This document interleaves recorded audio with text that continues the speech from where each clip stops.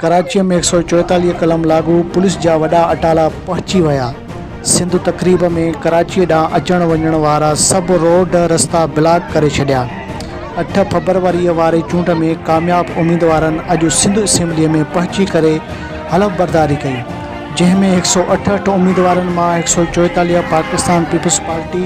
36 MQM, 3 GDA ऐं 1 जमायत इस्लामी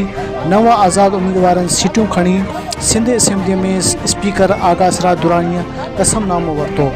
जॾहिं त GDA ऐं कुझु आज़ाद उम्मीदवारनि हलफ़ बर्दारी में शिरकत न कई ऐं कराची प्रेस क्लब आॾो एहतजाज कंदड़नि ते